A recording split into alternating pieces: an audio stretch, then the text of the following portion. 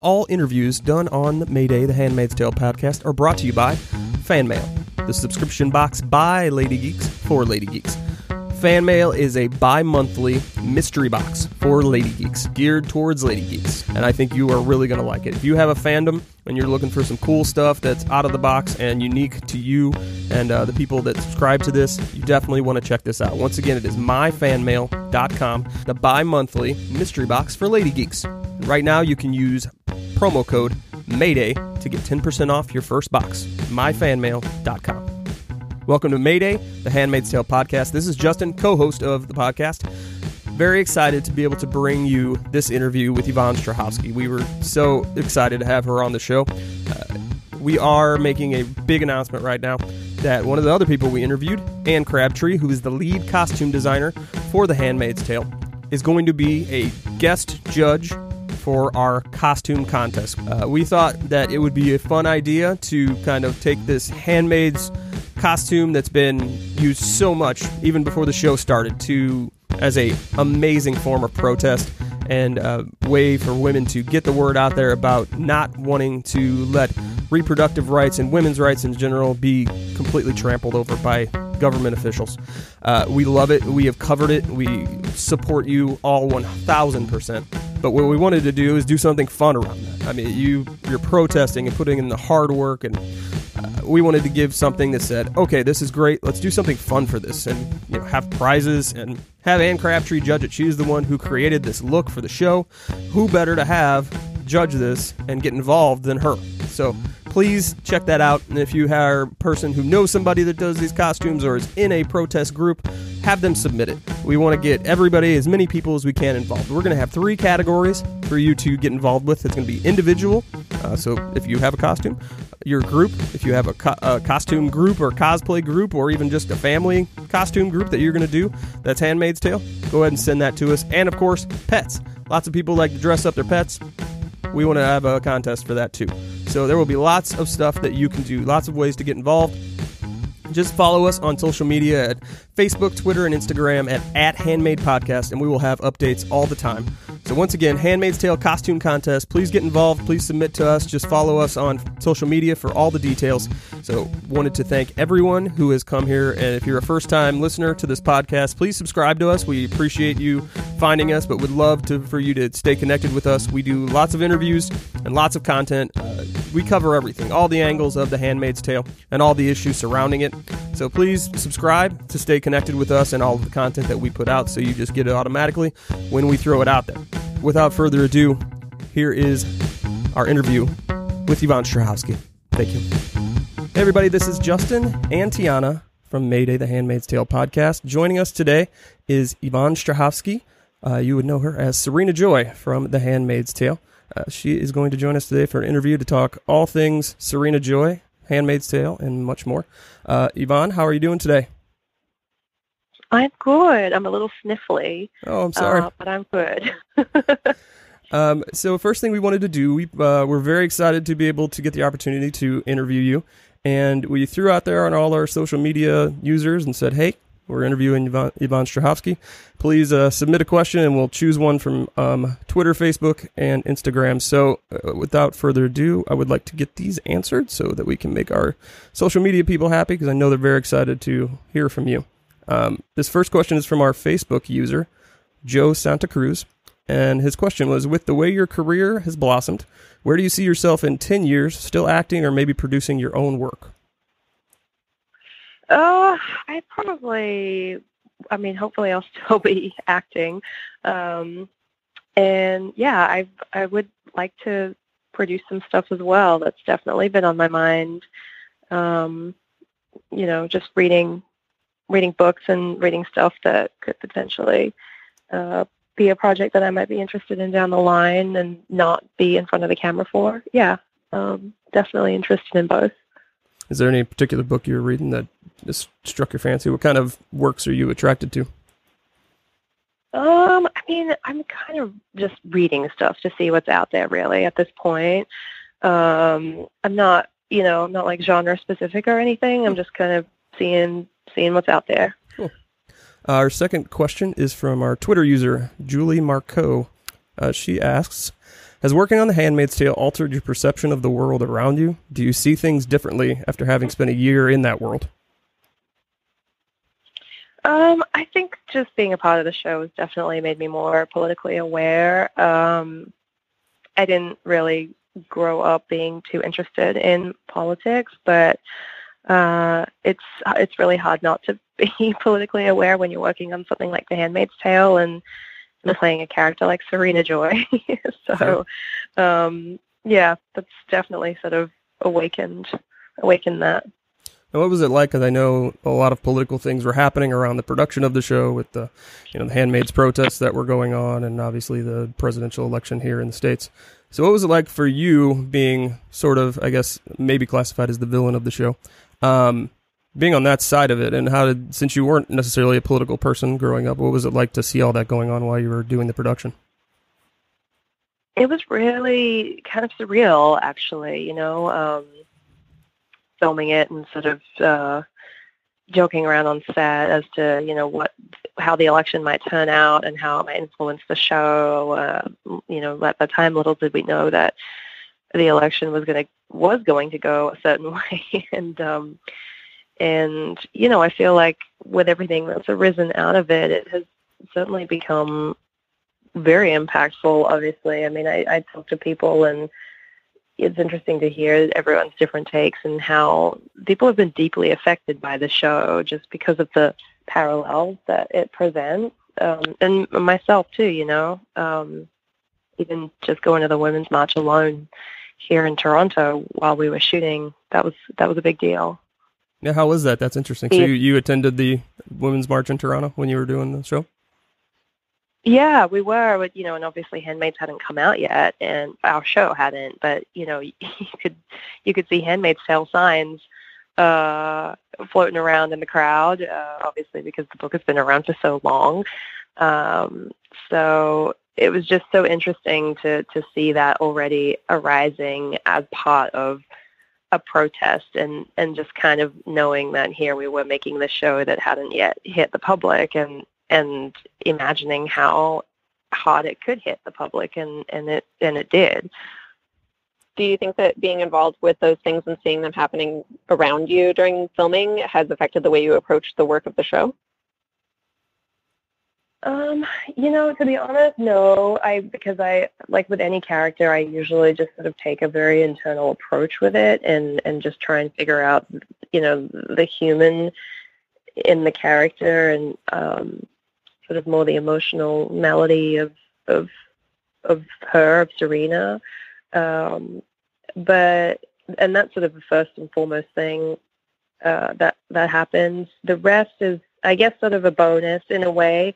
But it wasn't like I was directly sort of, pulling from real life political characters off of, the news or anything like that, influencing my take on Serena. But then ironically, in the aftermath of it all, there have been a lot of parallels to, the Ivanka Trumps and the Kellyanne, all that stuff. It was definitely a strong parallel for a lot of people. And that dovetails kind of right into our third question here from our Instagram user. His name is, these are always my favorites, the handles. A dog named Riggins is our Instagram user. And his question, or hers, I'm not sure, was how important was it to bring humanity to the character of Serena Joy? I thought your acting was amazing because I actually felt sad for Serena Joy, even though I hated her. Yay. I mean, that was definitely something that I wanted. I wanted to, make her as human as I possibly could, which proved to be very challenging in a way, just because she is so evil on paper. And, we did expand her in the show, obviously, and springboard off of the book into sort of a more elaborate description of Serena Joy throughout the series. But it was hard because I don't relate to her, and I find it really hard to relate to her at all. So that it was really kind of like about digging deep and figuring out, where she was coming from, and just as a normal, as a human, on a human level, how would she be? How would anyone be if they knew that their husband wasn't faithful, and then if they knew that their husband, now had to do this act in front of Serena, with the other handmaid, and how does that all affect people just on a primal level, and build up from that? So that was one of the questions I was going to ask, because there is this debate over amongst the fans of the show, specifically. I'm sure it's elsewhere, but as far as feeling sympathy for Serena Joy, because she's kind of caught between this world she helped create, but is now not necessarily benefiting from, other than not having to be a handmaid or some other lower class woman. But she also hasn't gotten any of the rewards or benefits from it that I think she anticipated. And so I was just curious as to how you felt about people feeling sympathy for her, and was that something you feel as the character, does she deserve that? I mean, I think she's definitely the architect of her own prison. She put herself in that position. She used it to her advantage that she was in the group of people that wasn't going to be in a worse situation, and but little did she know that she was going to be in a prison herself. So it's this weird, I think, duality of knowing that she did that to herself, but also sort of screaming against it. And I think she's kind of in a spot where I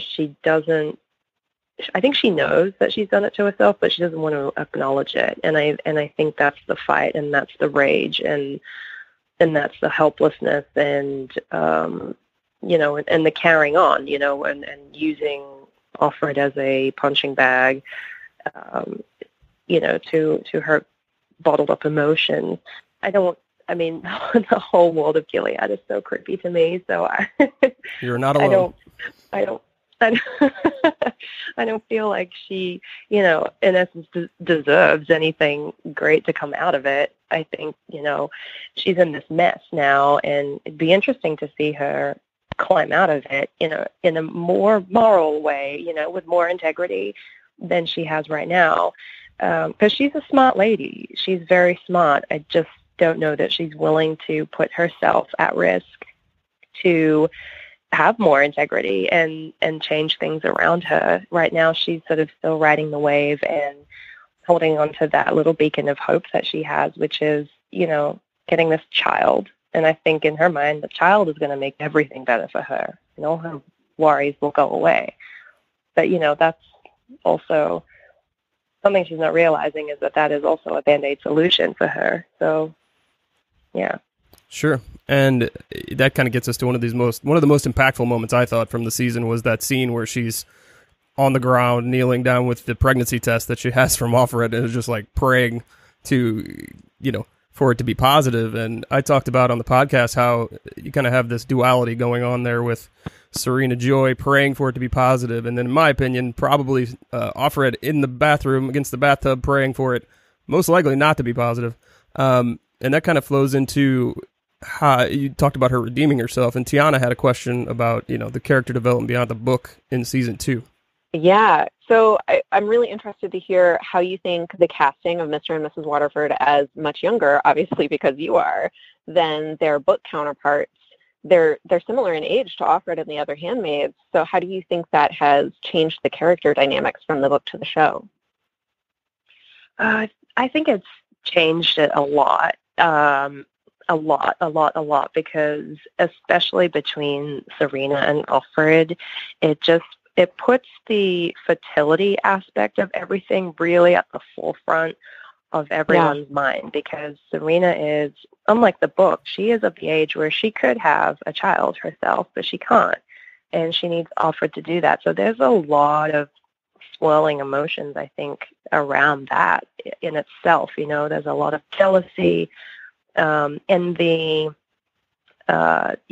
despair, anger. I mean, all that stuff that you see in that first season, that, Serena sort of, all her anger and those emotions creep out every so often, I think is definitely centered around a lot of things, but one of those things being that fertility aspect that is really right there because they're both the same age.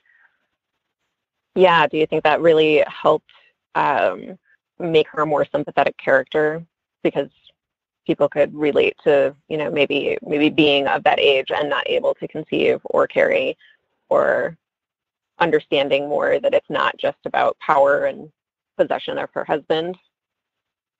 Yeah, I think definitely that makes her, more relatable for sure. That's definitely an aspect. I mean, yeah, maybe the only one. No, I don't know. Yeah, I was just gonna say, she's been a really interesting character in the show in that she is so much more sympathetic than in the book, but she still does such terrible things.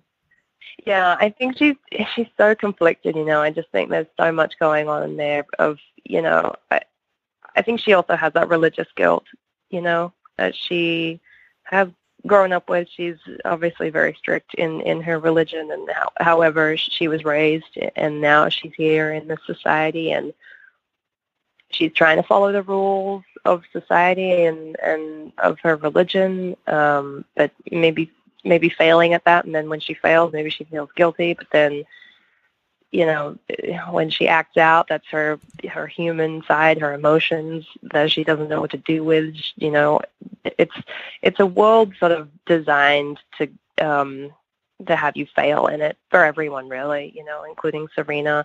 There's no outlet. You can't just go and have a conversation with someone like you would with a friend or a therapist or anyone. It's just everything is going against you in that kind of a setup.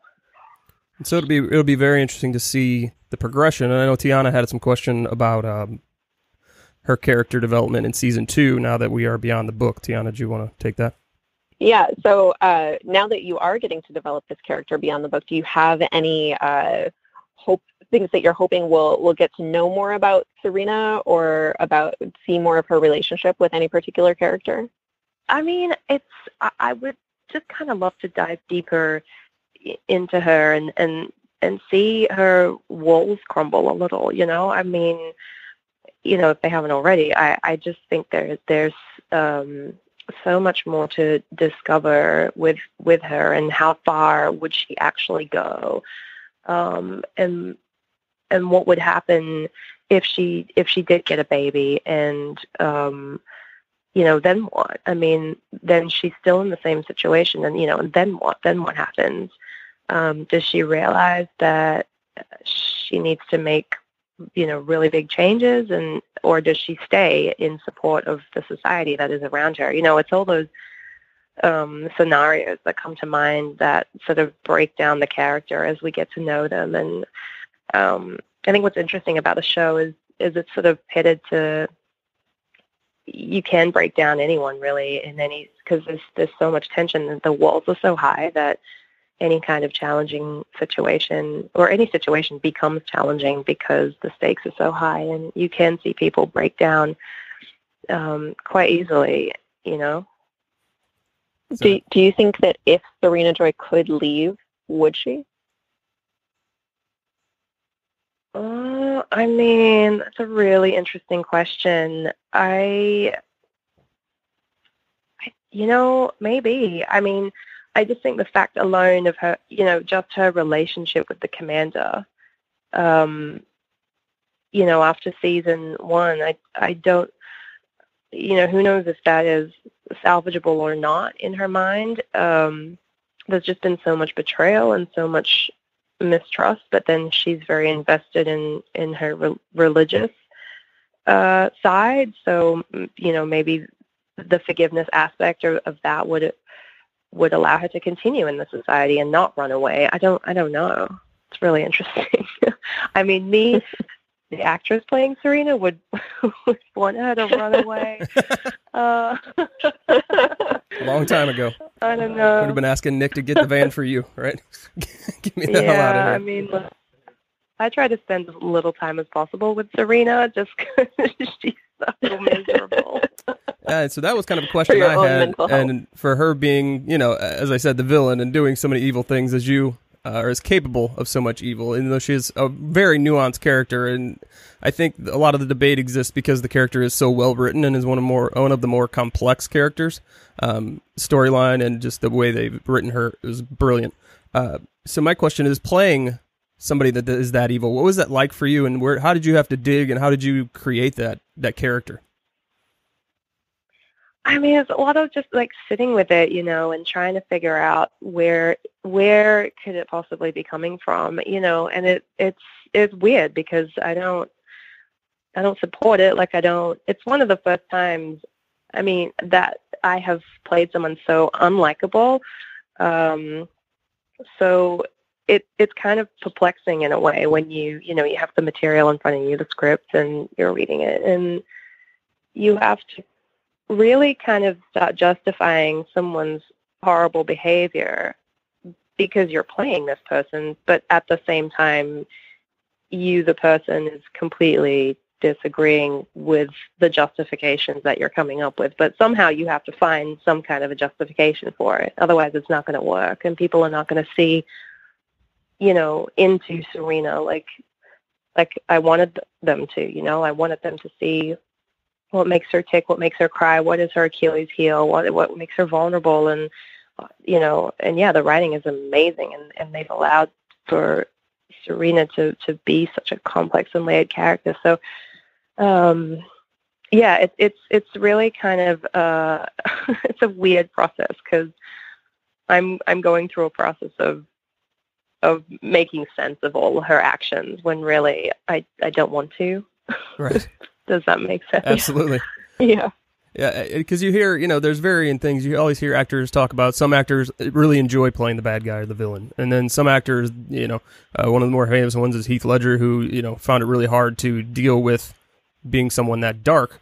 So do you lie somewhere in the middle of that? Is it hard for you to get out of that Serena Joy mindset when you're done playing her? Or is it one of those things where you're like, oh my God, I'm done, I can just throw that to the side? I mean, for the first season, it was hard to just throw her to the side because I'm kind of discovering her, as I go along, and as the scripts come in, there's always something new that I'm thinking, how are we going to do this one? Where is this coming from? So it was always kind of like, having a little puzzle in front of me, and it was always on my mind, really. I mean, obviously, I'm not sitting here 24/7. I'm trying to have a life and do my own things as well. But it does creep in. She creeps in. She hangs out in my brain. So I do have to take active breaks from her. I think this time around in season 2, it's a little easier because I spent time with her. I know her. I know what she's like. So I was kind of surprised when we had our first day on set, or when I had my first day on set for this season 2, I was wondering, how long it would take to sort of really feel her come back. And she was right there. It took a second, and there she was. So I was sort of relieved because, it's not so much of a struggle in a way to be with her and spend time with her. Even though I know I'm still going to discover many things about her, at least the framework and the structure is already there. And maybe I don't have to spend so much time trying to put the puzzle together this time around. Hopefully, we'll see. So that kind of flows into one of my next questions in dealing with Serena Joy in your head, and in, as having played this character, I'm always interested because when people actors and actresses play these darker parts, has the public perception of you, if someone sees you out on the street, or, anyone do they approach you differently? Have you gotten any negative reactions because you're Serena Joy, the person that does these mean things on the show? I haven't. It's been really lovely, actually. And most people do say what you said at the start, which is, they hate her so much, but they feel sorry for her at the same time, or they want to hate her more, but there is something about her that they can't hate exactly. So that's been really it's been really lovely feedback to hear, because that was definitely, as I said, one of the goals was to really try to humanize her and not just make her the evil person that was really easy to hate, because it would have been really easy to hate someone like Serena Joy, completely, without any empathy, without any sympathy for this character. So that's been really, really nice to hear. Well, that's good. I always find it amusing, in a terrible kind of way that actors kind of suffer for their roles in public if you've played this bad person. So I'm glad that hasn't happened to you. That's good. Yeah. I'm yet to have someone throw rotten fruit at my face. Excellent. That's a good start. Let's hope we don't get there. And one of the other things we wanted to talk to, and this kind of goes into the more of the production value and the production of The Handmaid's Tale. We had the opportunity to interview Anne Crabtree back in July, and we talked to her just about the costumes and all of the stuff going on, especially with the Handmaid's protest. And I know Tiana had a question that she wanted to ask regarding the costumes for Serena Joy. Yeah, so Anne Crabtree's costuming for this show has become so well known and recognizable that it's kind of become its own character within the show, the different individual costumes for the case of characters. How did wearing Serena Joy's wardrobe affect your performance? Was it particularly transforming? Anne is so wonderful. She's so intuitive, and she really... she has a very strong concept, obviously. I mean, as you said, it's definitely become its own sort of character in the show. She had this great idea of sort of building Serena up and, creating those higher necklines and all of and that. The shoes. Costuming. Well, we're going to talk about the shoes. I have a particular fascination with the shoes, and I need to have that question answered. So go ahead. I have a question about the high heels. Go ahead. Well, I mean, I think it's great to have, it's like a uniform that I put on every day, and the costumes always affect actors, I think, deeply. Once you put something on, you sort of feel complete in a way, and definitely because of the strength of the costumes here, it definitely adds to the the posture, the way that I walk. The way that I hold myself, my arms, my hands, it's all part of it. The weight of the material as well, and the texture of it, which is something I feel, and not necessarily maybe the audience feels. I'm feeling the weight of it when I wear it, and the contrast of what I'm wearing with everybody else. The colors and how we all contrast or blend together. It's it all adds to visually, it all adds to every sort of sense that you're playing with when you're working. So this goes right into my high heel question. So and I even asked Anne Crabtree specifically, and she didn't really have an answer for me. So I found it fascinating that, at least what it appears on the surface, is that all of the wives are taller than the handmaids, and it seems to be that way because they all have relatively high heel shoes. I particularly noticed it on you. You're already a tall person, but I also noticed it on when Madeline Brewer's character Janine goes to her new family, and they're getting ready to do the ceremony, and the wife there steps out of her shoes and drops about 6 inches in height, and so then she gets on the bed. And so I was curious, was that a conscious effort to kind of make this actual physical towering over the handmaids as kind of a symbolic power move, or was that just something that happened? I was just really curious. Our high heels are not that high, so it's interesting. I actually have to say that maybe it's a coincidental thing that the wives are just taller. We're just taller. I don't know. It's just coincidentally, I don't know. I don't know. I think that's just interesting because we're definitely not wearing 6-inch high heels. I think I'm barely wearing 2 inches. But I'm tall already as it is, and I know Edgar, who plays Naomi Putnam, is tall. Like we're both the same height, I think, around about. And some of the other wives that we've had in the scenes, I don't know. Maybe consciously they specifically said make sure they're tall people. I don't. Who knows? But it looks really amazing on screen when you have these wives towering over the handmaids. But we're definitely not wearing 6-inch heels. Interesting. Okay. Then again, that could just be my misperception. That's fine. Well, and a lot of it could just have to do with the way that the costuming is affecting people's stature. You know, the handmaids are playing literally subjugated characters, and they're wearing very much more utilitarian clothing than the wives who are wearing this much more regal type of getup, where you know, as you mentioned, you know, it makes you stand up straighter and affects your overall posture and bearing. Yeah, it's definitely sleeker and more streamlined. Yeah, for sure.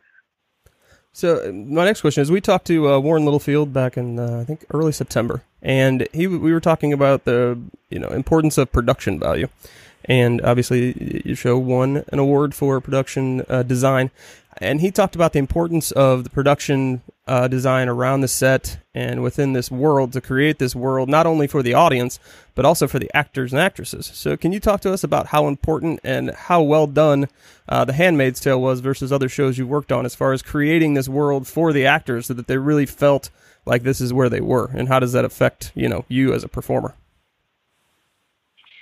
I think they did such a wonderful job. I mean, it's really hard to do what they did, to make this world that is believable when you're watching it as an audience member, because it's such a strong concept, and it's this dystopian novel. It's really hard to breathe realistic life into that and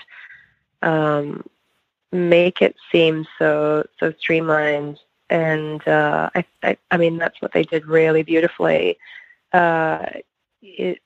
It feels like every detail has been looked at, and that's what I used to always say at the start. When everything, from the costumes to the production to the writing to the directing, there was no leaf left unturned. It was really, really thoroughly thought through.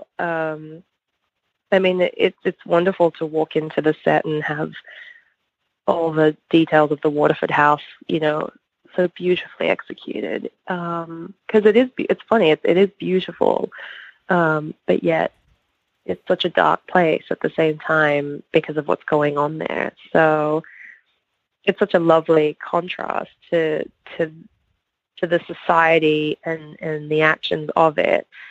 Versus what they've done with that production design, which is actually quite beautiful, especially in the commanders' houses, with their wives. Yeah, it is, and I will tell anybody that I talk to that I thought the production value, the cinematography, just the way everything was done was on par easily with anything I've seen, on the big screen, let alone a television show. Do you see that shift over your career? Do you notice with TV kind of taking the reins creatively for a lot of people as being a much more, rewarding outlet for actors and actresses? You're seeing more big names do TV shows as opposed to, the movies, which they still do. How has that changed throughout your career, and what are you seeing on that end? I think it's definitely changed. I've been here for almost 11 years in the States, and at some point in the last 10 years, the amount of movies that they used to make was greater, and it dropped. It has dropped a lot, but because things are changing so much in how we deliver entertainment. There's so many more outlets. I mean, even Hulu in itself, that was never around. When I first started, things like Netflix and Hulu and all these new platforms are developing that are able to create their own content, and there's just so much more variety, I think. So there's so much, there's many more ways than just a movie to present your show, But the production value seems to be so great in television, and I don't know if that has something to do with these new platforms who are wanting to put themselves on the map, and so they tend to have maybe bigger budgets than your traditional form of entertainment, like network television. Perhaps maybe that has something to do with it. I'm sort of thinking out loud right now, but that would make sense, and I think maybe creatively there's a little more freedom And I think creators are attracted to that, including well-known directors and well-known actors and actresses who we're typically used to seeing on our movie screens. Want to come and be more creative and have a little bit more freedom on something like a television show on a new platform, So I think there's a lot, that's crafted it to be this way, but those are some of the things that definitely come to my mind when I think about it. Yeah, it's definitely kind of a transition period right now, because it's hard even to talk about Netflix as, we kind of think of it because you watch it on TV as a TV show, but it's not necessarily that's not the model they're taking. They're doing both, kind of miniseries, they're doing movies, and so it's a very interesting landscape right now. Yeah, as you were just discussing, the production value is so good, and such interesting stories are being told on these platforms that are, not necessarily even appearing on a television. Are you seeing, as an actress, the roles really developing and more interesting roles being offered for women and overall? Yeah, I mean, definitely there is. I hate to call it a trend, but there's just been a lot more awareness, obviously, about women and the lack of women's stories, and attention paid to that, and I think that's definitely, that awareness is turning into a desire and a need for people to see female stories being told. It's the reason why we're having more diversity now also, people, that's what people want. And definitely I think there's a need, this goes hand in hand with that. I think there is a need for more raw material, there's a certain politeness, I think, that has come traditionally with television, just based on, the standard rules of not a lot of swearing, not a lot of nudity, it just sort of is a bit more restrictive, and I think people are getting a taste for things that are more raw and in your face and a little more brutal in their storytelling, and I think that's what people want, So that's why we're seeing things like The Handmaid's Tale and other things that are coming out that really are more impactful, because they're going beyond the rules. So, they're breaking the rules, and that, hand in hand with the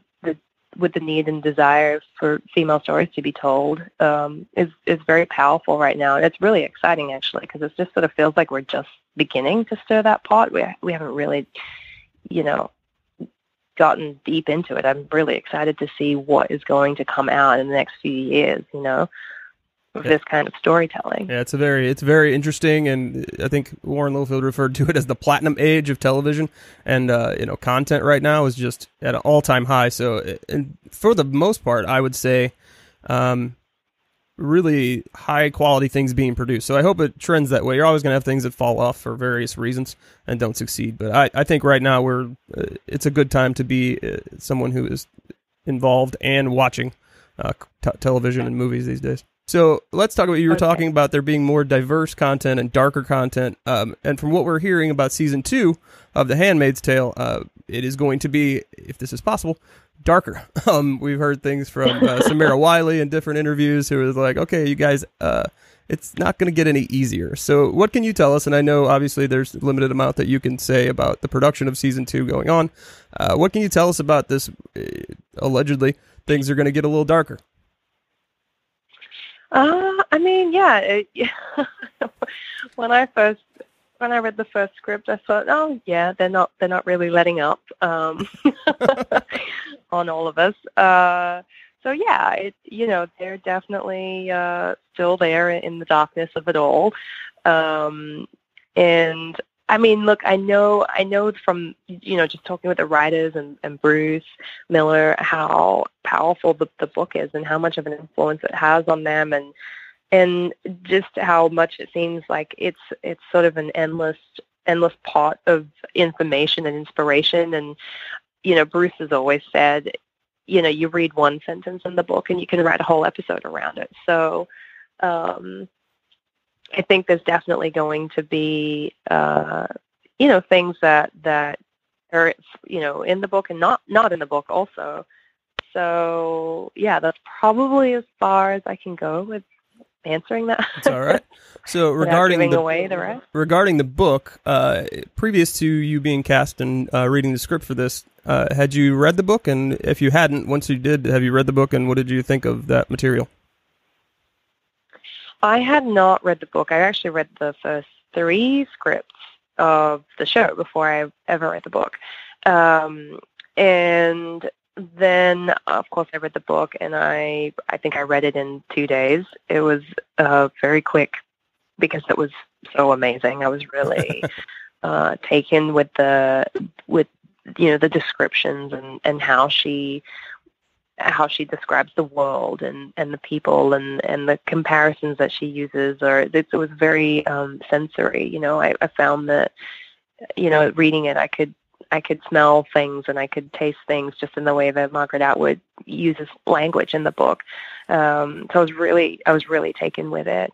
So it was a really amazing sort of inspiration for the tone of the show.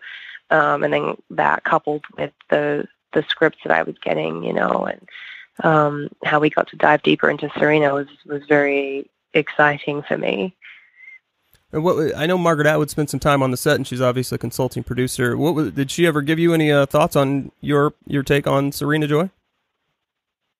No, we've never talked about it. I've not really spent that much time with her actually, so I don't know actually what she thinks entirely. So that'd be nice to one day maybe have a cup of coffee and hear about it. Absolutely. Well, you'll have to let us know if that ever happens, because that would be a conversation we'd love to be privy to. Oh man, yeah. Yvonne, I think that wraps it up for us, and we really do appreciate you taking the time today to talk to us here on Mayday, the Handmaid's Tale podcast. No, yeah, thank you so much for having me. That was fun. Mayday is brought to you by our October podcast partners. Our small business podcast partner this month is JordanDene.com. That is Jordan, DENE.com. She runs an apparel and accessories company. It is fantastic stuff. If you have a fandom, you should go check this out. This is functional fandom items. So these are t-shirts, accessories, aprons, all kinds of great things that are themed around fandoms but aren't your everyday looking stuff. You can wear this stuff every day. They're totally fashionable and functional, and I think you will really like what you see. If you have children, they have a kids section that has all kinds of cool stuff. Onesies, kids t-shirts, crayon bandoliers, which I think are one of the coolest, most unique things I've ever seen. So definitely go check them out. JordanDene.com. Once again, it's JORDAN, like Jordan, DENE.com.